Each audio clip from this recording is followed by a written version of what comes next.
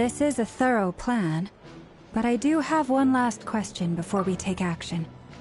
How can we be sure that our enemy won't leave the designated area? Great question. Albedo's been hard at work analyzing Rarer and the Wild Hunt's behavioral patterns. His conclusions are as follows. Firstly, from the earliest known confrontation until now, Rarer has never displayed any ability to manipulate the dimension of space. So it's unlikely he has any power in that domain. Secondly, he seems to have a particularly strong vendetta against our group. If we put him in a fight-or-flight situation, he'll choose to fight every time. Thirdly, finally, and most importantly, he is consumed by hatred, both for the moon and for his enemies. Turns out, we tick both of those boxes. We have a reincarnated moon in our ranks, and a spy who accessed his private memories without permission. He'll be baying for blood, not looking to escape. As someone who's had their fair share of interactions with the Wild Hunt, those all seem like valid observations to me. Understood. Then I will defer to the verdict of the group. Well, everyone, that's the plan in full detail. Albedo and Durin are carrying out their part as we speak. Plan approved. Scheduling. Okay, any firepower you need, I got you covered. Let's light this baby up. The Frost Moon Scions are behind you as well. And the rest of you?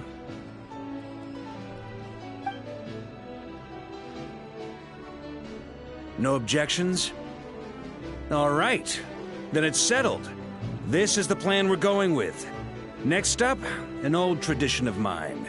Anyone who wants to back out, now's your chance. Wait, we can still back out of this? Everyone says things they regret, right?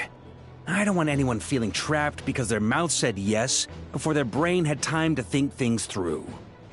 A very people-first approach. I hear that's common practice in the Knights of Favonius. Heh. Who'd you hear it from? D-Luke? Shh. We don't use people's real names at work. This contact will be known only as Owl, please and thank you. This plan can only work if everyone does their part. Flint's and I will absolutely support it. We shall indeed. You'll be glad you accepted our help.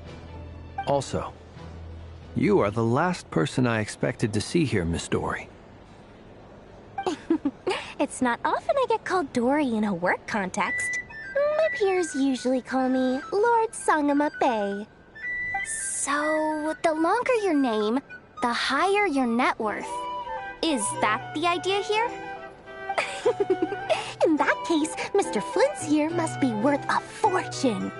That's right, I know your full name. It's... The walls are thin here. I'd appreciate you keeping that a secret. Okay, fine.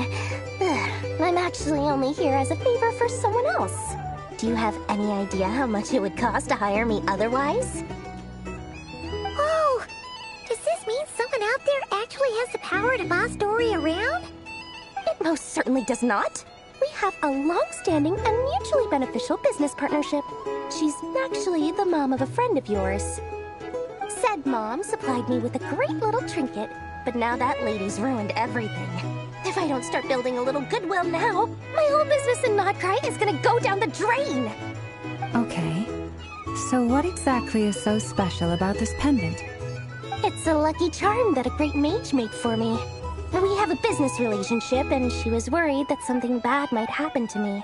So, she wanted me to have something that can store power to protect myself with. I finally got it all fully charged up with Kuvaki, and then never went and used it all up at once! Never lost so big in my life! You're right. It was all my fault. I didn't mean to drain all the Kuvaki in the pendant, but I'll make it up to you. You will? Well, in that case, how about you give me your chess set, and we call it even? I knew you'd say that. Well, it's yours if you want it. In fact, take it now, and I'll even throw in a free Raker of Solnari. Deal? You're putting me in a difficult position here. It's a very useful thing to have around, but I have a funny feeling it won't be around much longer. I guess we'll see in a couple of days. Looks like bankruptcy for me. Hey, don't be so pessimistic. See this through and you never know. You might find a new business opportunity on the other side.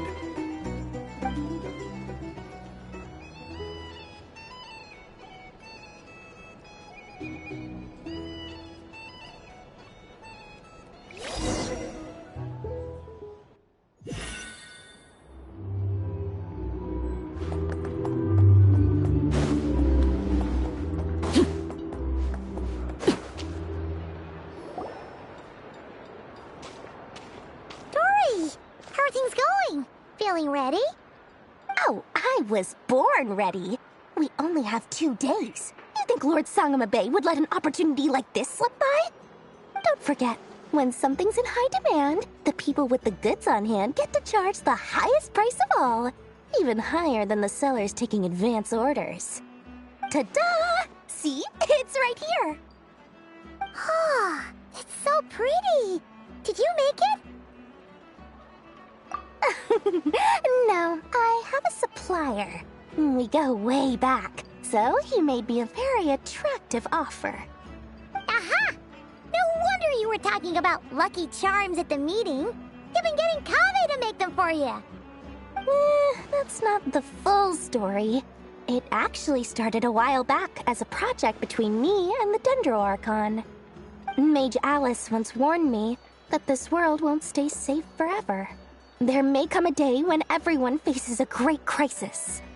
I passed this on to the Dendro Archon, and she secretly brought together a research team made up of Sumeru's top scholars to invent a technology that could keep people safe. I won't go into the details because it's all very complicated, but if you want to know more, you can ask the Dendro Archon about it sometime. Anyway, point being, it was the Dendro Archon who asked Kaveh to build this little contraption. As one of the top Kashara War talents, he was the obvious choice. Took him long enough. He stressed over it for ages. Must have gone through at least a dozen designs before producing a final product. But that's Kaveh for you. Marak delivered it to me a couple of days ago, along with a letter from Kaveh. Could I ask why I'm sending this technology to you? And what's your proposed use case? Has it been approved by the relevant authorities? So nosy. My fault for sending him the research permit to begin with. Surely Nahida must have told him you were involved in this project. He was probably just nervous because you're always so secretive about your business. Could be. Anyway, I just replied, let's hope there never has to be a use case, because it would involve grave danger. Fair enough. But it sounds like he was just being cautious. He probably felt responsible as the one who made it. Or maybe he was asking as a favor for his housemate. He's done that before. Not sure why, though. His housemate doesn't seem to really care that much about this kind of stuff. Either way, all's well that ends well. I'm just glad to finally have my hands on the product. I wouldn't want to be without it, given the potential dangers that lie ahead. Huh? What does that look mean? Paimon's just super surprised. This must be the first time we've ever seen you actually get serious about something.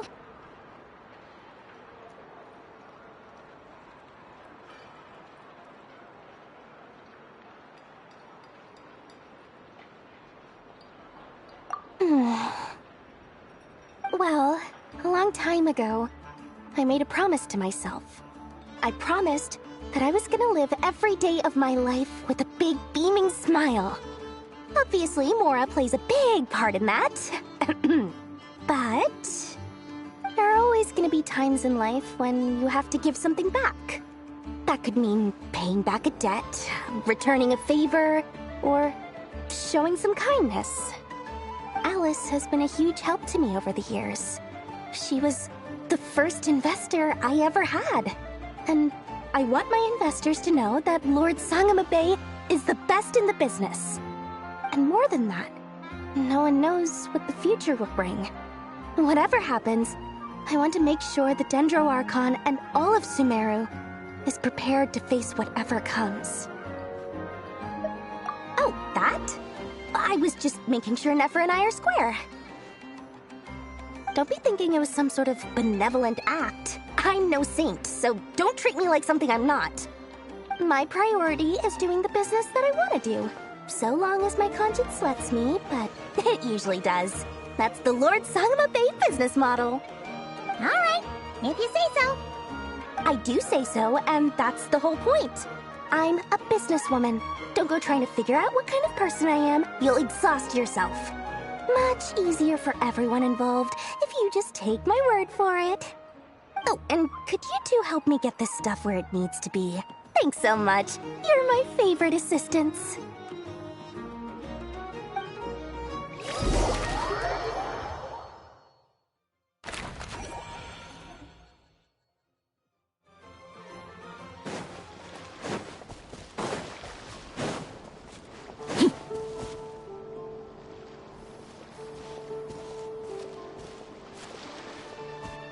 Traveler, Paimon.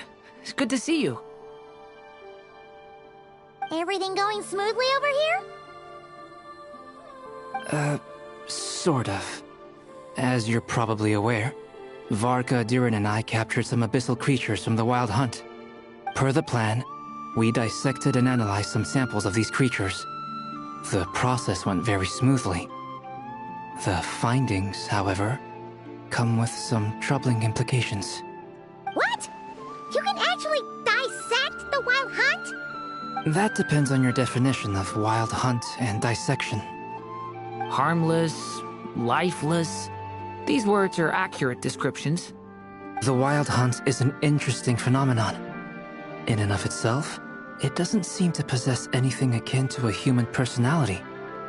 But taken as a collective, the medium through which the Wild Hunt is summoned does appear to have a soul. Master griped a lot about the wise Horoptatyr, and seemed somewhat fascinated with the foul Certology. But she barely mentioned Rerir at all. I don't think that was because of his lower social standing, though. Anyway, it's a pity. I should like to hear her thoughts on the nature of the life form he has become today. It's a strange mix. The furious energy of an abyssal being channeled through a fractured physical existence. A consequence of being torn apart by an unknown power. Perhaps the only explanation for his survival in this state is that he sacrificed a degree of individuality in exchange for a continued existence. Oh, sorry. Once I get talking about interesting research, I have a tendency to go on indefinitely. Back to our research findings. Essentially, they confirm my hypothesis. Rerir's corpse is completely contaminated by the Abyss, and the effects are irreversible. You could think of this as Rerir in mutated form. But in my view, even that would be inaccurate. In reality, his whole being has been consumed by the Abyss. In other words, he is now nothing more than a manifestation of abyssal power. Unfortunately, at present, we have no means of completely eradicating abyssal power. Hence, we cannot fundamentally destroy the Reihir of Solnari either. Oh, that's terrible news! So, that's it? We can't defeat him? Not even if we get the power of the Three Moons? Miss Columbina's situation is a difficult one. She can never achieve wholeness when the world does not accept her presence. It's as if her creator banished her to a place she can never be accepted. It means she spends most of her energy just on her own survival. Given the circumstances, it's only natural to despair. But we must see this plan through to the end. Time to kick off the backup plan. Oh, Paimon almost forgot! This is for you. Dory asked us to bring it. Ah, how wonderful. Well, thank you for making the trip. Durin and I will be heading off shortly. I'm sorry I won't be there to protect you in person this time. Please be careful. All right then. Stay safe.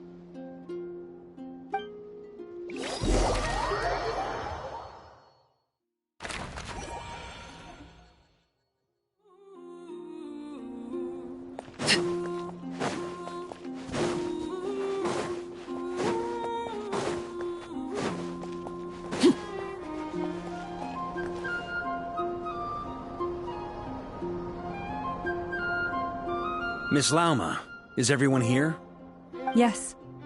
The fate of my flock is in your hands, Grandmaster Varka. Please keep them safe. My lady, what are you saying?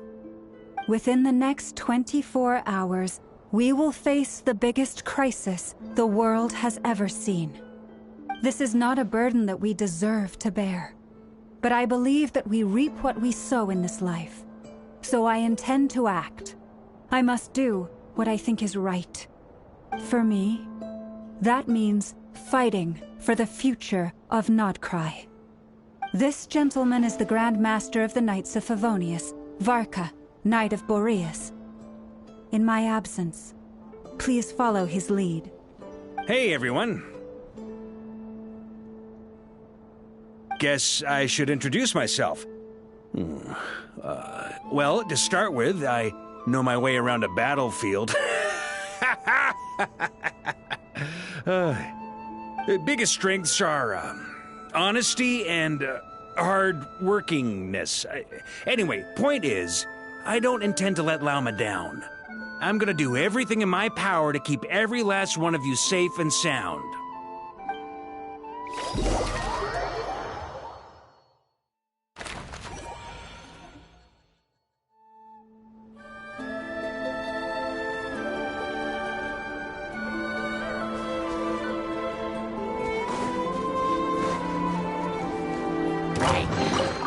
What greater pleasure is there than the unexpected? Overruled!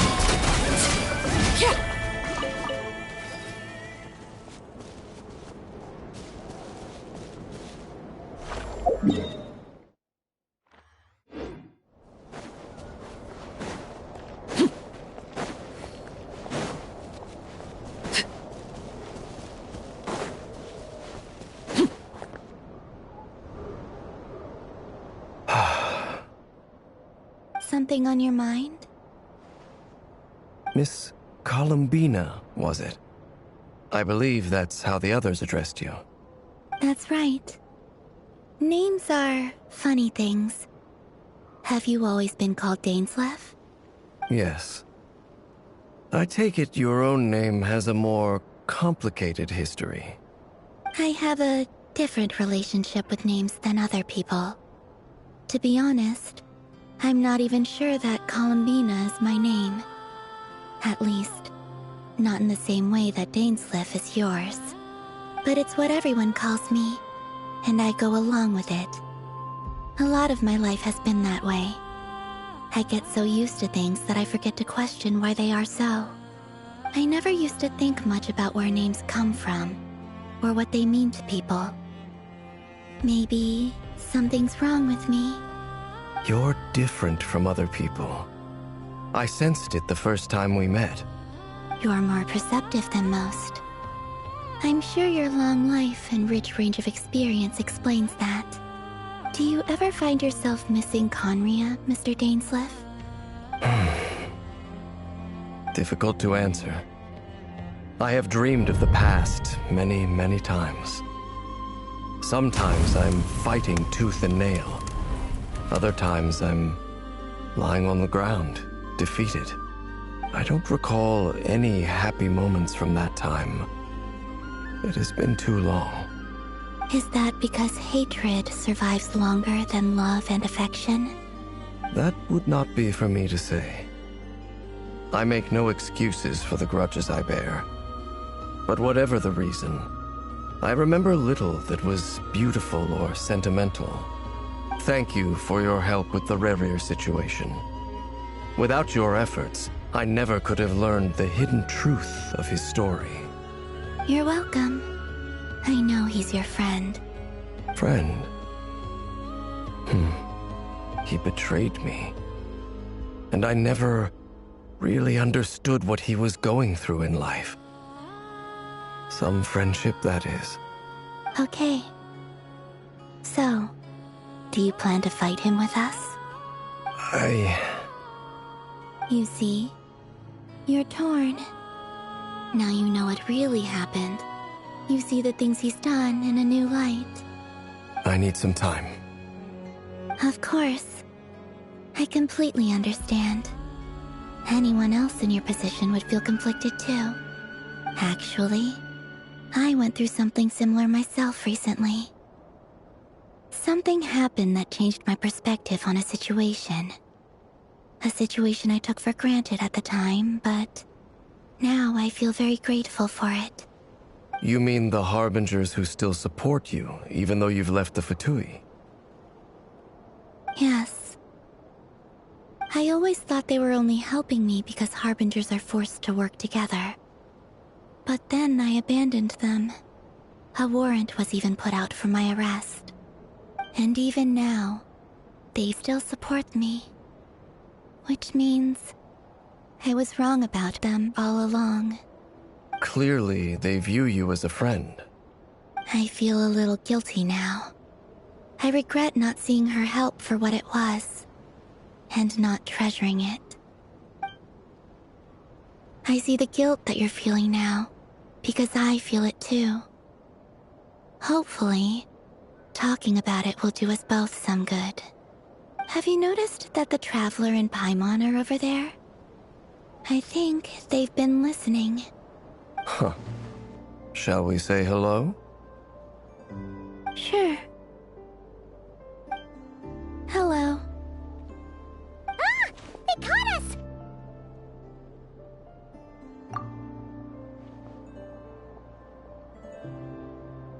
I apologize for making you worry. No doubt you wish to know where I stand on the plan to take down the Recher of Solnari. I'm afraid I need a little time, but I will seriously consider joining you. You will? Oh, thank you so much! Everyone will be so grateful to hear that! They needn't be. This was something that I was going to have to face up to eventually. That doesn't matter to them. They're grateful to you regardless. You can't control their gratitude, so just accept it. And then, have a think about whether you're willing to join us.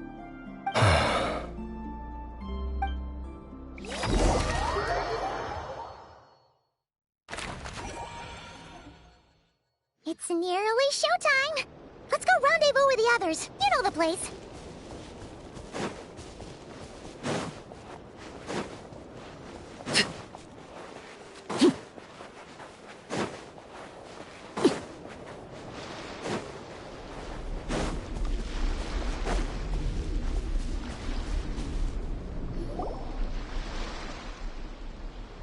Ah, you're earlier than I expected.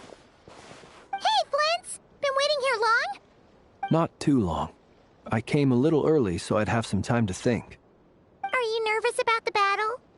Quite the opposite. I'm reminiscing on my past battles. When I was awakened by the Ratniki, I had not touched a weapon in many years. I felt like the battlefield was not where I belonged. But after waging war against the Wild Hunt for so long, I came to realize something. A life of absolute peace is simply not a possibility for me. My restless flame indicates that somewhere inside of me, there is a deep yearning to root out the evil in this world. Oh, that doesn't sound like such a bad thing. Well, in the past, when I was a Fae whose primary concern was hibernation, it was hardly ideal. But it certainly serves me well here in the present. And I am delighted to be able to join forces with you in this endeavor. Looks like I'm not the first to arrive. Ah, Miss Lauma. Did you sleep okay last night? I struggled to settle down at first, because of the nerves. But don't worry. I got enough sleep in the end. I'll be just fine. Please, I'm just doing my part. Never! Over here! Aino asked me to relay a message. She said Anefa will be on high alert and keep a close watch over all secondary districts where defense is required, providing support as necessary. Meanwhile, Aino herself will provide range support to us directly, using her latest invention. Excellent. My thanks to all involved. The chess set's looking a little unstable. It won't hold him much longer. We should be prepared to engage at a moment's notice. No sense sitting around waiting. Let's make the first move while we still have the option. I agree. Paimon, find a safe hiding place. Got it! Be careful, Traveler! I will.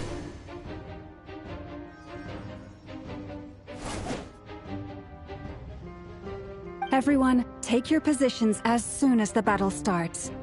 Every ounce of strength we have in our bones, let us bring to this fight. Ready? Let's go.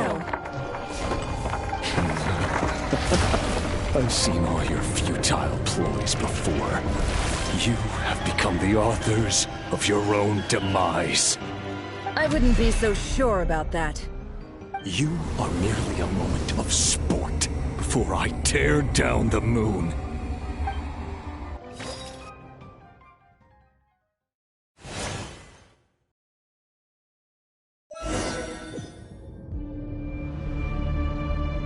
Stay on your toes. Yep, you too. Let me help you guys. Big this!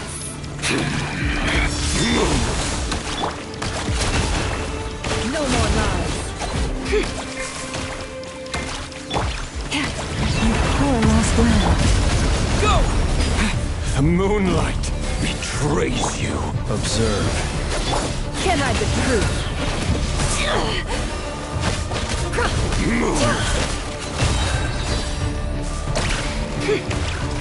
The moonlight betrays you. Forest, protect us with one heart. The mystery unravels. The moonlight betrays you. Be silent.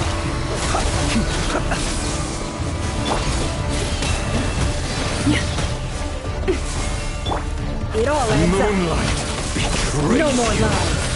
Hunt him down. For the everlasting forest. The night cometh. Steady now. The deception ends here. Can't hide the truth. Hunt him down.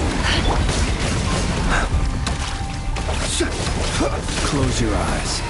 Be silent.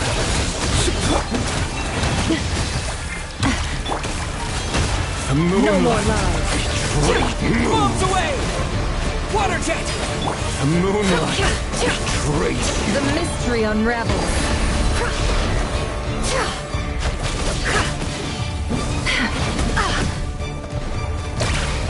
Can't hide the truth. No more lies. By the frost moon hold. It began with the moon, and so shall it end. The moon will protect you.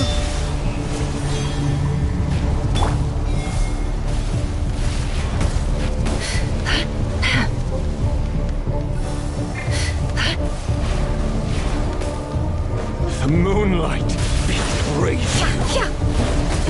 Shameless. How it all adds up. Can't hide the truth. Do you see now? Close your eyes. Fire. When will it be as you foretold? The moonlight betrays you.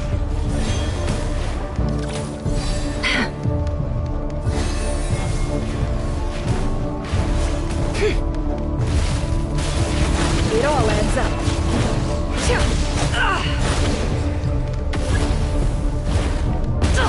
Absurd. Welcome here. No more lies. Can't hide the truth. Seek within. Leave this place for the everlasting. Beware the creatures of the night. Close your eyes. Be silent. Hunt them down! Close your eyes. To dust. Oh, futile! Are you quite finished? Go! No more lies. Can't hide. Forest, protect. Pathetic! With one heart, we pray. Observe. To dust, futile. The mystery unravels. It all adds up. No more lies. Moonlight betrays you. Leave this place. Close your eyes. Observe. Do you fear the dark? Steady now. Close your eyes. Do you fear the dark? Hunt them down. Keep your distance. Move. It all adds up. Can I By the frost moon of old. The deception ends here. Hunt them down. Be silent. Night falls. Close your eyes. Observe.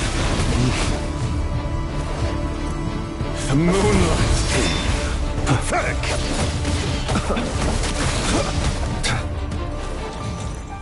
Be silent. Futile. Bombs away! No more lies. It all adds up.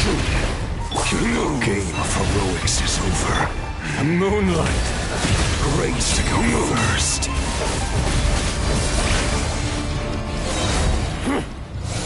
Now, get out of my sight! No! We've been separated! Will it take? You okay? Never! Where are the others? Stuck outside the barrier. I guess he really doesn't like us. I told you before, knowing too much is always a death sentence. Be careful what you wish for.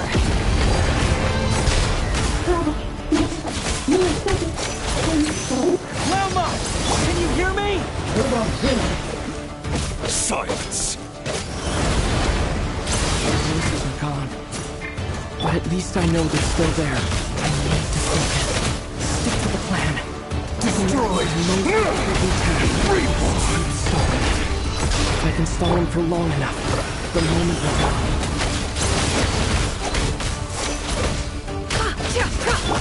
Wipe out!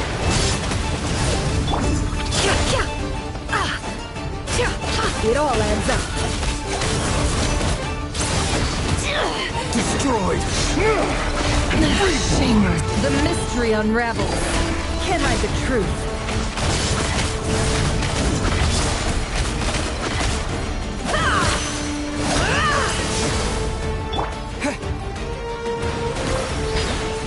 It all adds up. It all falls into place. Can't hide the truth. Bombs away! Go! The deception ends here.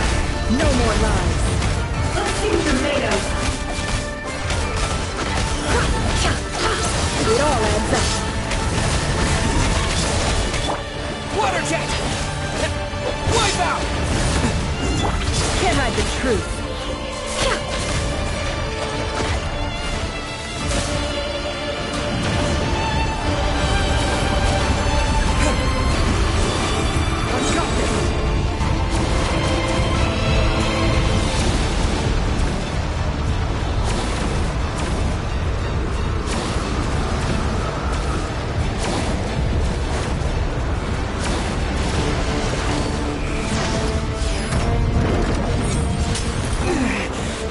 Shield's broken. I can't keep this up. Don't push your luck. How much more will it take? Shameless. Technical clear. It all adds up.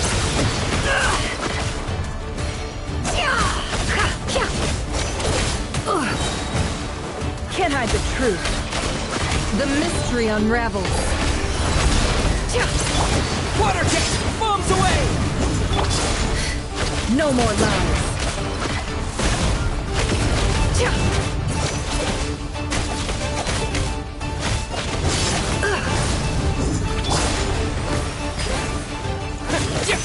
Can't hide the truth. Seek within.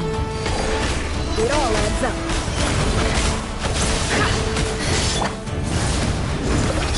Wipe out!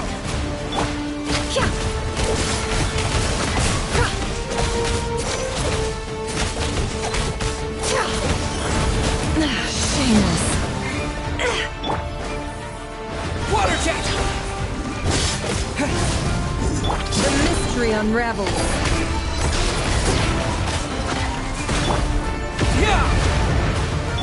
No more lies. Water jet! Can't hide the truth.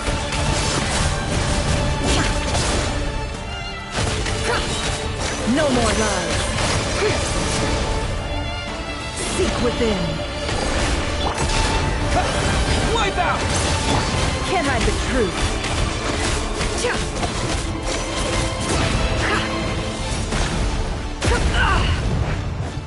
No more lies.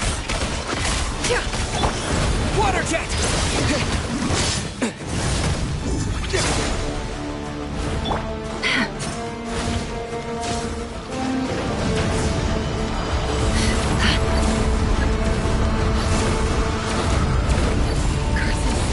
There's no other way.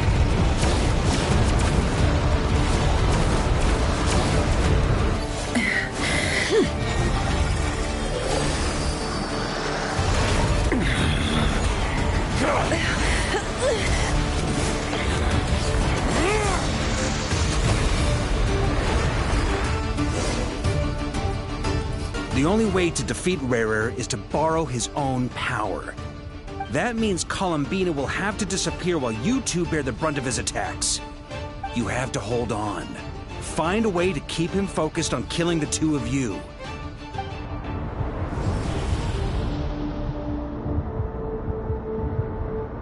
Never. Your eyes are bleeding.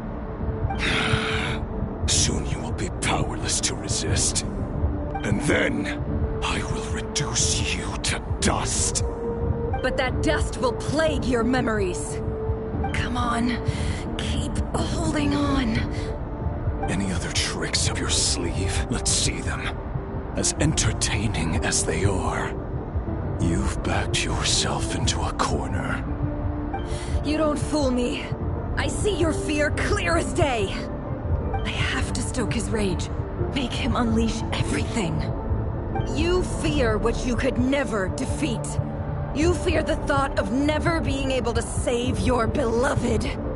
You cannot win the fight against fate, Rarir. Is that what you think? Well, now it's your turn to feel afraid!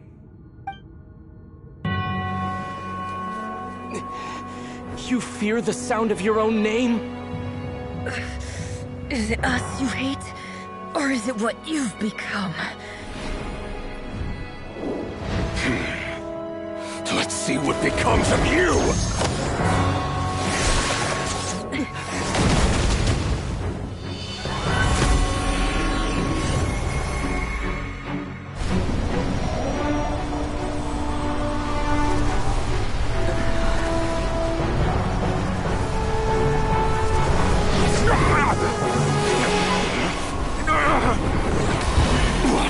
Happening? That power. I've seen it before.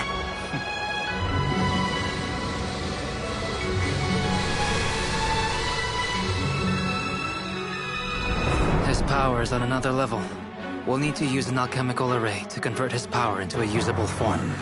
Then quickly channel it into Columbina, rendering her powerful enough to compete with him. I'll join you. I can help.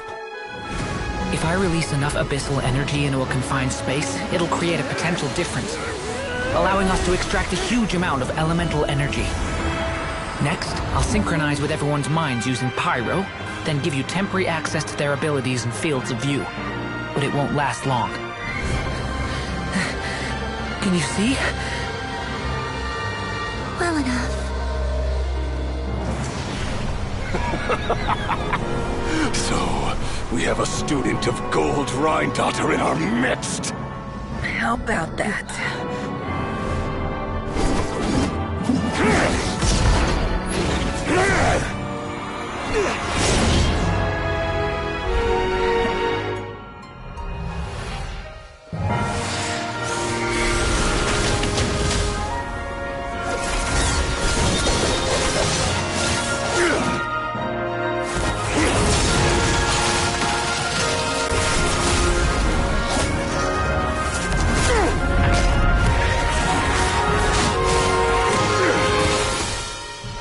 You use my own power against me? Just like how you stole Kuvaki. Look familiar?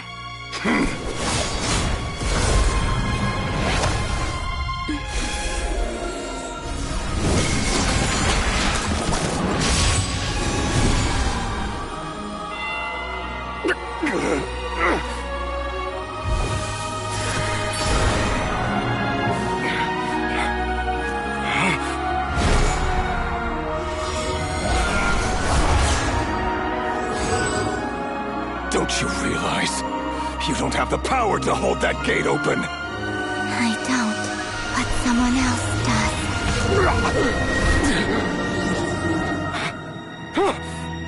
Goodbye, Rerir.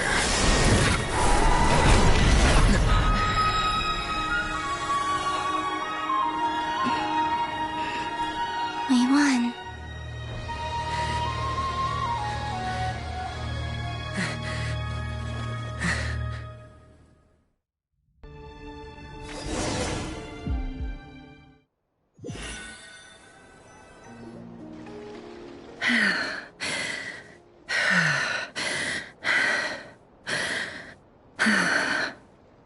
Nefer, how are your eyes? They're fine. Apart from the blindness, of course. It's not too late.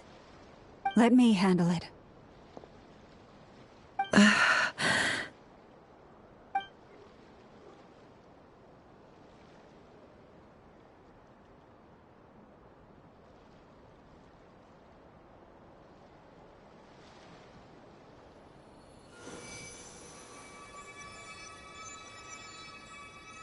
Miss Nefer, it's not like you to lose your composure.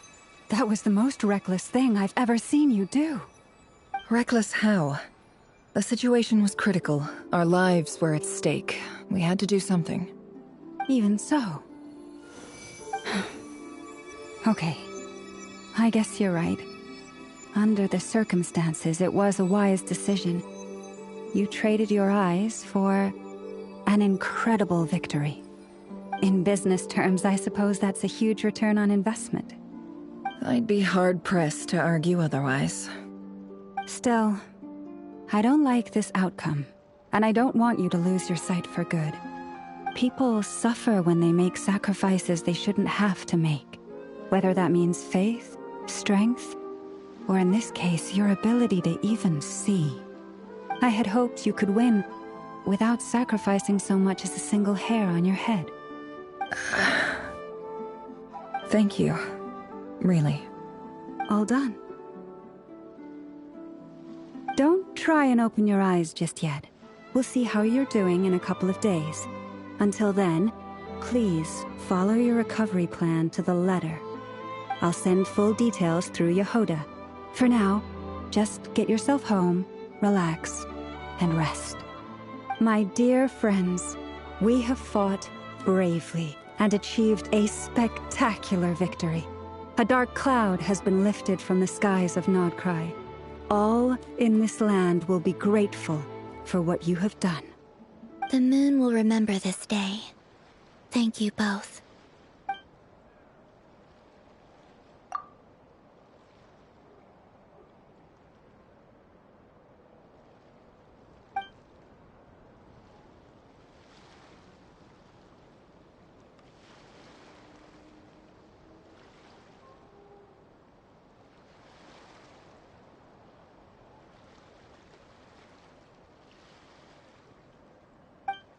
There's something I want to let you know. What is it? When Durin connected everyone's minds so I could access their powers, I also felt everything they felt. And since Nefer's eyes were injured, my eyes are hurting now too.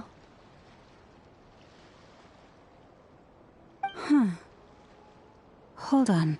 Let me try. I only feel the pain. There's no actual damage. I just thought I should tell you. You're right. There's no damage. That's a relief. But I must say, I'm surprised to hear the Kutar share something like this with me. In the past, you never used to open up about yourself. Things are a little different now from how they were. I'm learning to share how I truly feel with my friends. Friends? You have no idea how glad I am to hear that.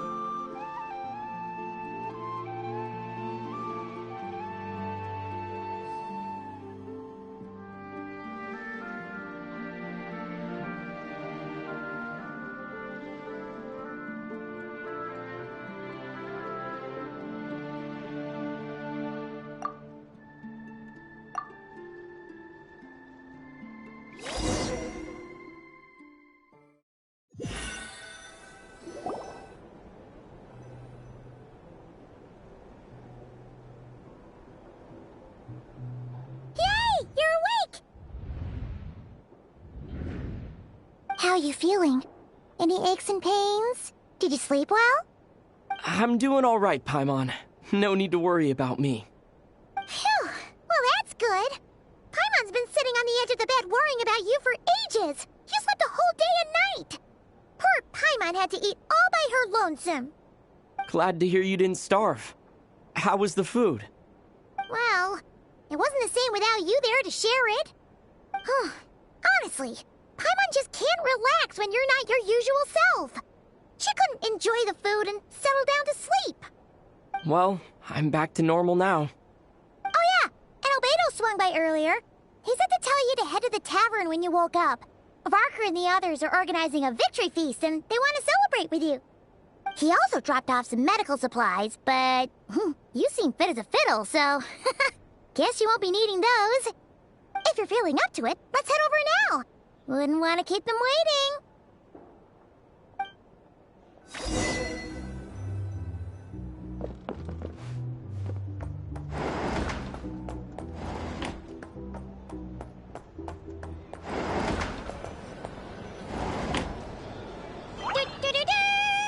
We're here! Traveler and Paimon! Perfect timing! We were literally just saying how there's no way we're holding this victory feast without you any longer, and we would have postponed it till tomorrow. How are you feeling today? Much better. Thanks. Don't worry about me. Relieved to hear it. If that changes, just let me know. Happy to check you over at any time.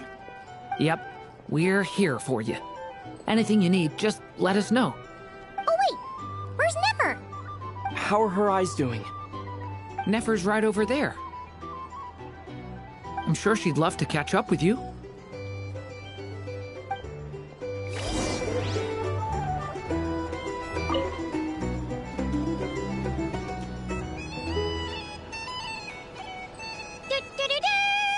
We're here! Traveler and Paimon! Perfect time! How are you feeling today? Much better.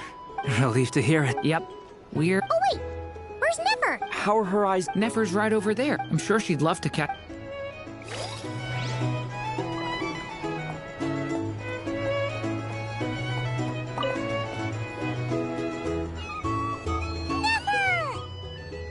Traveler, Paimon, are you recovering well? Turns out that moon chanter has some real talent after all. My eyes were mostly recovered after just a couple days' rest. I can actually open them again now. Yeah, but you gotta be careful. Lauma says not to strain your eyes while they're still healing. Yes, thank you. I'm well aware. Yehoda, could I borrow you for a moment? I could do with an extra pair of hands. Oh, sure. Coming. Did you hear that? I gotta go help Lauma for a second. You guys chat among yourselves. I'll grab us some drinks on the way back. Paimon, you still like 'em sweet? You bet! Make it extra sweet, because Paimon's earned it. Sure thing!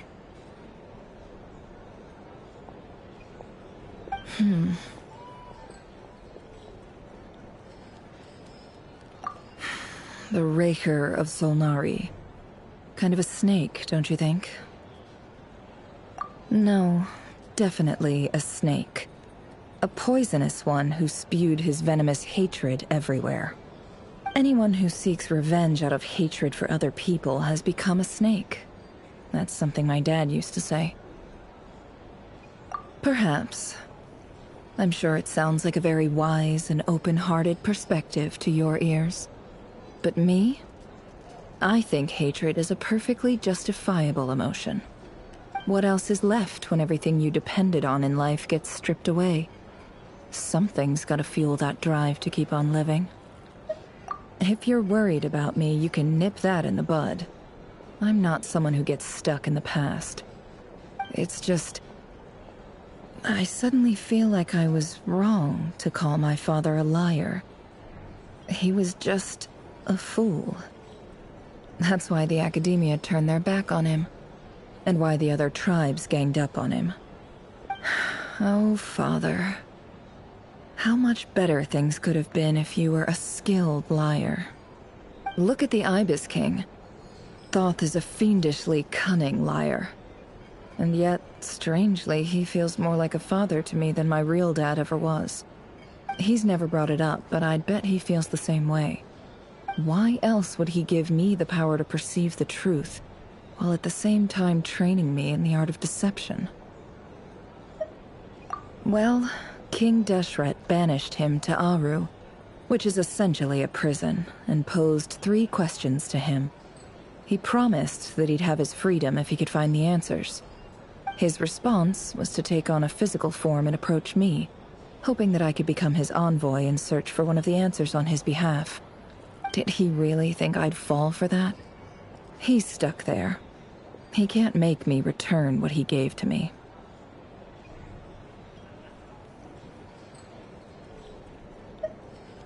So that's enough for you to decide he's nice, is it? He's a prisoner, and he was scared. So he decided to perform some good deeds to win people's approval. He lives in fear because he's a deceiver. How is Rerir any different? You can't work as a spy your whole life and expect a happy ending. It's preposterous. Yet I can't say I don't understand it. Liars live in the darkness of their own making. But it's still human nature to want to go on living. They say that a liar's soul is the most worthless thing in the world. What do you think?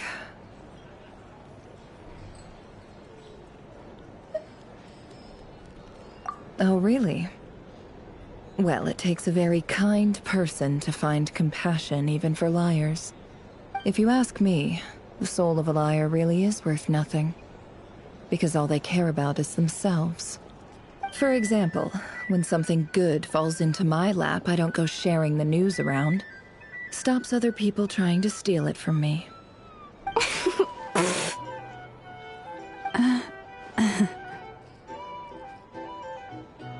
So be it. They have sharp ears. I can't keep anything from them. Oh, is that what it looks like? Well, you all know my past now, and I can't simply eliminate everyone who knows too much. So I guess I just have to put up with you. For the foreseeable future, at least.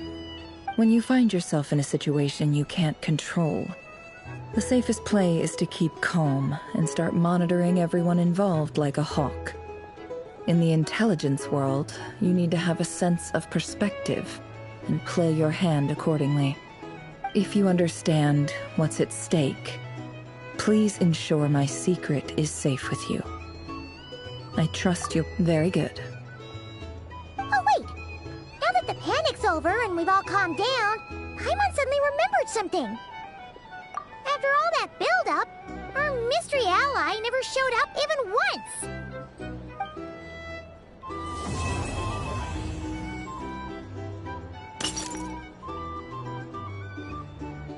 Huh? Am I imagining things?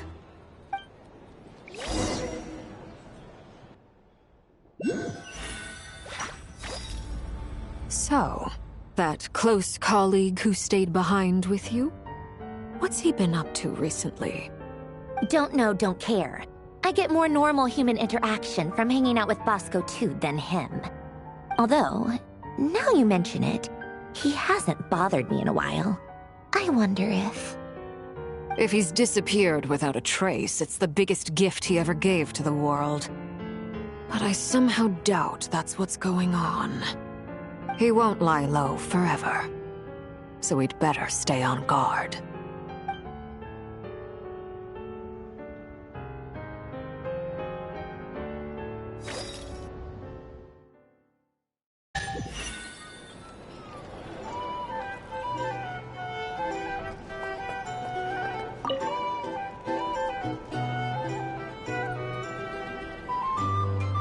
Ah, Lord Sangama Bay.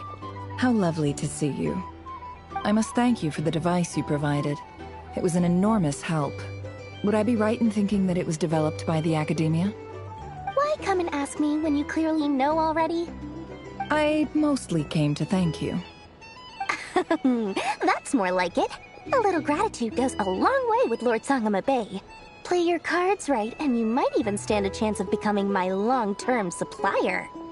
The chance to work with such a kind and charitable investor as yourself would be a great honor for the Curatorium. Huh? Charitable? Who said anything about charity? First time hearing about it. Let's see. The first plot of land you purchased in Krai, your desert interests, and... Stop! What do you think you're doing? Exposing my investment history! It's nothing to hide from. They're all perfectly legitimate investments. And some of the land you purchased was with the intent of building a sanctuary? Yes, I heard about that too. How did you... You're a curious case, Lord Sangama Bay. You don't like people finding out about your good deeds, do you? But I'm afraid no matter how hard you try to keep things under wraps, where there's a will, there's a way. You did it for Sumeru, didn't you? It was empty land that was gonna go to waste otherwise. I figured if I built something there, it might at least get some use in an emergency. Disasters are capricious things. They strike without any warning. I've lost family to a disaster before, and I don't want to lose any friends or business partners if I can help it. My elder sister used to dream of finding a sanctuary. Somewhere with plenty of food, water, and medicine. Where everyone could live happy lives.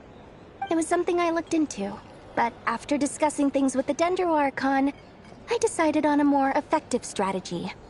The tech people handled the tech, and Moneybags provided the Mora. It just made the most sense. It's a pity that so few people know the truth about you. Everyone says that you view everything in terms of Mora, and all you care about is growing your own wealth. So? What's the problem with that? Everyone wants to be rich. It's human nature. So yes, I love Mora, and it's nothing to be ashamed of. But surely you have dreams of your own, beyond just making Mora. You don't get it, do you? My dream is to invest in other people's dreams. And, you know, make a nice little slice for myself along the way. Just thinking about it makes me happy. That sweet, sweet sound of Mora. Thank you. For the device? And the pendant. Oh, that. I was just returning a favor. Don't worry about it. Seems like we've both been away from home for a very long time. Yeah. So long that I barely remember what my family even looked like. That would be your mother, father, and sister? Yeah, though it's been years since my sister passed away. It's not like I want to forget them, obviously, but memory can be even more ruthless than the most calculating business person. Beyond a certain point, if something isn't helping you, it just gets rid of it. My sister can't help me now. Slowly but surely, her face is fading from my mind's eye. It's become a vague impression. Not everything will fade. When loved ones pass away, the beautiful memories are the ones that last the longest. Yeah, that's true. If you ask me, that's the one silver lining in all of it. Well, that, plus, I'm sure that life is much better now than it was back then. Oh, absolutely. I have tons of Mora, a big beautiful house, business is booming, and I'm as happy as can be. You've got a lot going for you too. Boss of the Curatorium of Secrets? I'm sure there's plenty of Mora to be made in that line of work. I appreciate the vote of confidence.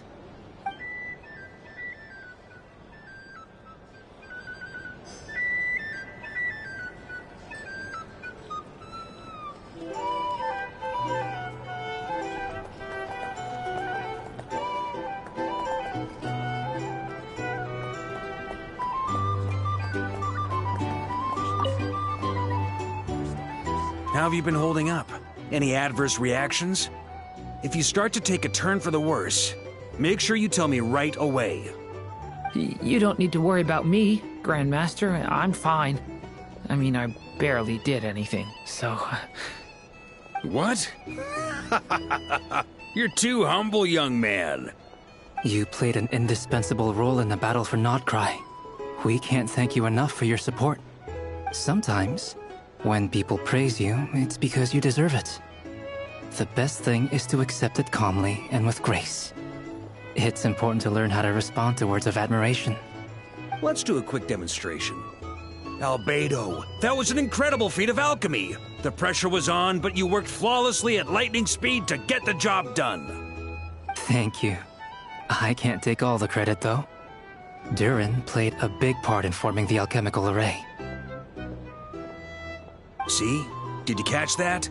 A masterclass in how to take a compliment. Okay, yeah. I did work pretty hard to help prepare for the battle.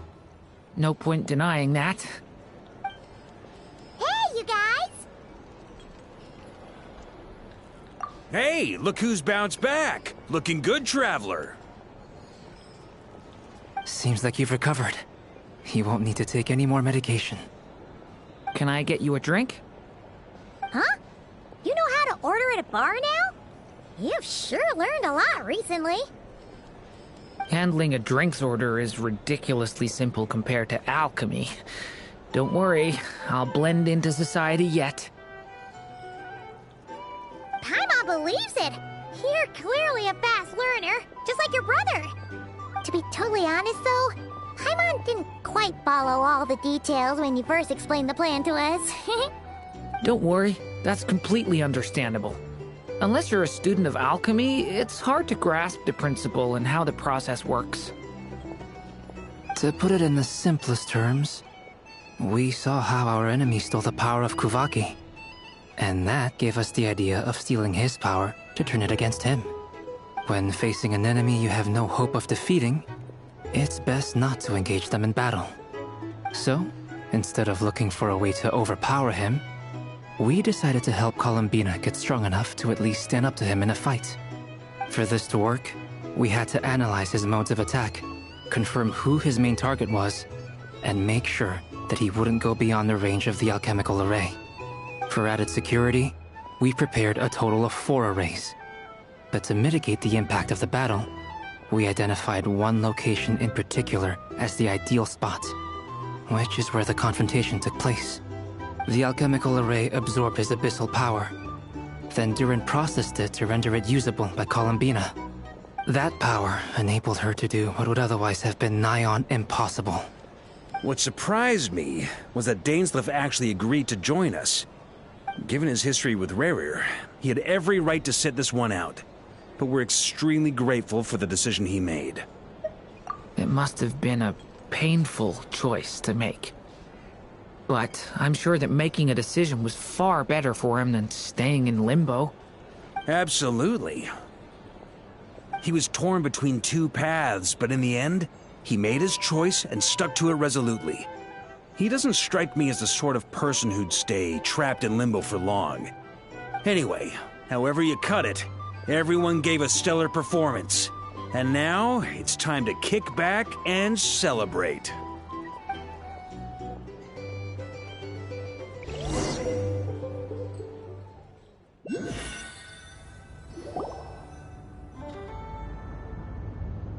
That's the only reason you're here?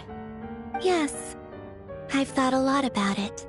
And I've realized that you, me, and Arlecchino should be friends. I think this is very important.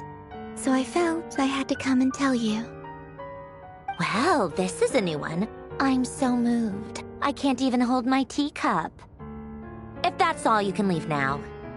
Do you not want to be friends with me? Or is it that you prefer being co-workers? What is this, Columbina? Are you deliberately testing my patience threshold? Right now, my politeness module is active. But if you say another word, I swear I'll shut it down. If your politeness module was active, wouldn't you say the word please at some point? Polonia, please see Lady Columbina to the door. Will you still invite me to your next tea party? What? Yes, I think you will. Bye-bye, dear Sandrone.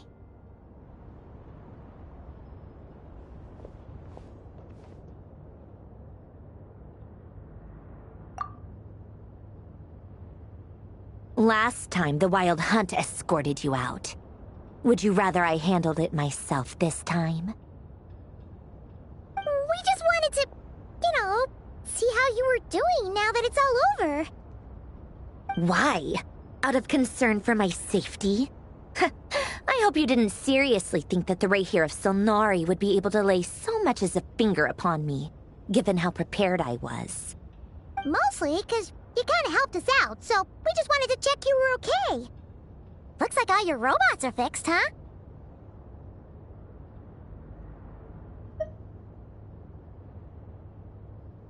Oh, don't you worry about that. Tea time is already a write-off. The visitor before you managed to kill my appetite. If you're in the mood for tea, go ahead and help yourself. Otherwise, it's going to waste. My coasters are still missing in action, though. Use this notebook instead. Whoa! Pretty hefty notebook. Look at all those calculations. You can ignore those. They're just dumb scribblings. I doodle and write in my free time. Sometimes I remember the distant dreamlike past. Sometimes I imagine the far-flung future. And other times, I grit my teeth and note down all the crazy nonsense going on in the present. Some people do the crosswords in the newspaper. This is my equivalent of that. Trying to predict the future is like daydreaming. And writing about the present just makes me furious. The past is my favorite. If nothing else, it's already set in stone, so I don't have to rack my brains trying to figure it all out. Huh. Although, having said that, the only vaguely interesting memory in my past is probably that guy they call Lord Artificer. Who else? Pretty much all the mecha in Fontaine are his personal handiwork. Wait, are you saying you know him? Like, personally? As a friend? I mean, I guess we were friendly enough. Yep. In fact, I'm probably the only normal person left who knew him at all. We used to chat occasionally back when he was still around. Before he passed away, he asked me to destroy all his manuscripts. I honored his request, but I did read through everything first before destroying them. I mean, I couldn't let the genius of Lord Artificer Alain Guillotin disappear like that. Would have been such a waste. So, that's where the formulas in your notebook are from? I just told you. Those are my equivalent of crossword puzzles. They're just dumb formulas that I solve for fun when I'm bored. Alain's work was like epic poetry. The formulas in my notebook are just silly little riddles in comparison. Not that there's anything bad about them. I mean, at least, solving those riddles isn't going to hurt anyone. Except me, 'cause I lose a few brain cells in the process. Anyway, while we're on the topic, I might as well tell you about what happened to him and his friends. Alain Guillotin had two close buddies, Renee and Jacob. They spent their childhood years together in the Narzissenkreuz Institute. They were all quite competitive, so there was some rivalry between them, but it was a friendly rivalry. But beneath the friendship and the rivalry ran something deeper, a sense of nostalgia for the past. Unfortunately, childhood would end, the prophecy would come true, the apocalypse would arrive, and the future would never be. A mad dream that would normally only capture the minds of lunatics began to take root in their hearts. A dream of saving the world. And if Renee and Alain had been people of lesser wits, that dream would probably have ended up as something for them to joke about in their older years. But alas, they were some of the sharpest minds around. They nurtured that dream with the full power of their intellect, and it grew into something that ate away at their souls. The first of them to fall under its spell was Renee. Against Alain's wishes, he persisted in experimenting on a mutual friend of theirs to try and save their life. Alain did not approve and parted ways with Renee. It's complicated. Alain wanted to believe that Renee only did what he did for the sake of their friendship. But when he told me about what happened, I could tell he still had some suspicions about Renee's motives. Perhaps the seed that would grow into a nightmare had already sprouted in Renee's mind. Even then, the next time they met, Renee's soul had been completely engulfed by the dream of salvation. His futile attempt to change the tide of fate only resulted in a wave that swallowed up the world, even before the apocalypse came. And although that wave died down eventually, I hear that it just recently came back with a vengeance. As I understand, Renee wanted to live out his dream of salvation once more. But I'm told that the attempted resurgence finally died out for good. At long last, Renee awoke from his deluded dream. Though of course by then it was far too late. What do you think of Renee? Do you admire his transcendent genius? His view that any price was worth paying to achieve the lofty goal of saving the world? Or do you despise him? Dismiss him as an evil madman who wrought havoc on the lives of everyone around him as he pursued his delusional dream? Same difference, really. Just a matter of perspective.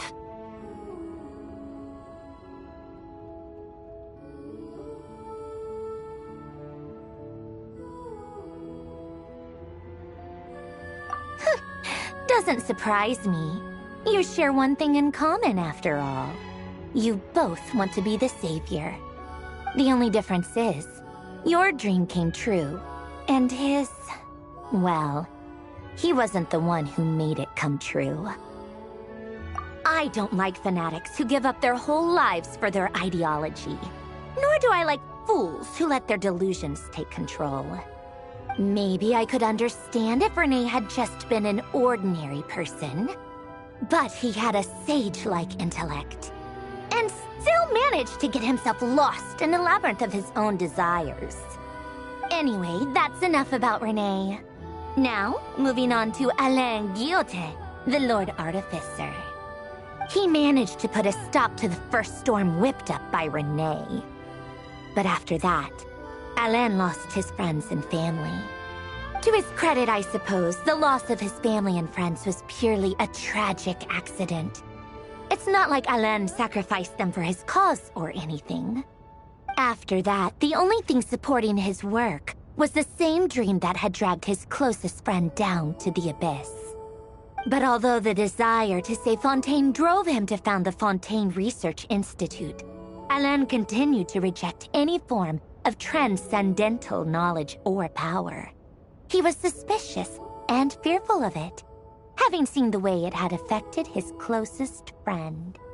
I think that formulas and machines derived solely from human intellect were the only thing that gave him a sense of spiritual comfort. Yet Alain's intellect was simply too great. It barely left him space to breathe in his lifetime. Once he realized that the end of his life was approaching, he finally accepted the truth. The Nazissenkreuz Institute needed someone, and a human being, to see its story through to the end. He quit working on his formulas, trading them in for the fairy tales that had played such a formative role in his childhood, but which he barely touched in his adult life. He told me that the director of the Nazissenkreuz Institute used to read those fairy tales to the children as bedtime stories. Apparently, they worked wonders at sending kids off to sleep. I think that all he wanted at that time in his life was to be able to sleep deeply without being plagued by depression. By that point, nothing else really mattered. At the very end, he laid down to rest in the ruins of the former Nazissenkreuz Institute orphanage, while the Fontaine Research Institute he had founded continued tirelessly with its work. Many years after that, tensions over competing dreams would once again cause a rift, this time between members of the Fontaine Research Institute. But the actions of those fools had nothing at all to do with Alain. And that is the story of two people from the Nazissenkreuz Institute who both wanted to save the world. One went all in on his fantasy of salvation without ever looking back, and ended up calmly sinking to the bottom of the deepest sea. The other sought desperately to burn bright in his life, even though he wasn't sure where he was going. I do sometimes wonder, why is it that people like them have such grand hopes of saving the world?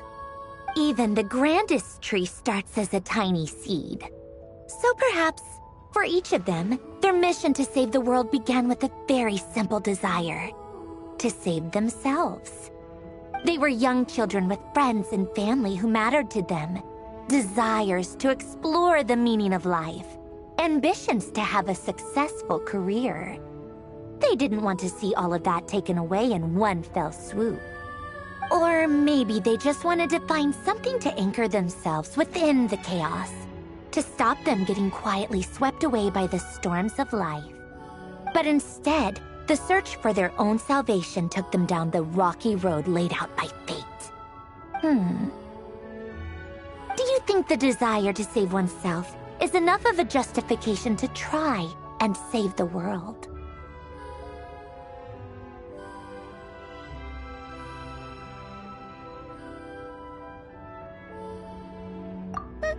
The way you said that sounded just like Alain. I asked him the same question back when he was in his prime, putting all of his energy into his work. He gave the exact same answer as you did. No elaboration, just a quick short answer before getting right back to his work. He was always that way. All right, tea time's over. I owe Arlecchino a favor for telling me these stories. I'll have to bring a whole sack of gifts the next time I visit the House of the Hearth. I'm gonna go tinker with Polonia now. You guys can do whatever you want, as long as it doesn't involve interrupting me. Polonia, exit hibernation mode. Begin diagnostics.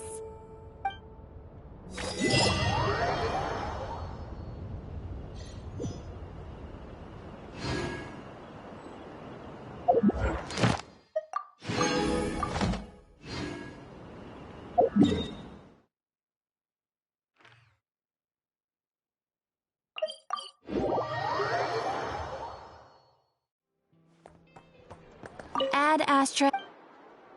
Thank you for Ad Astra.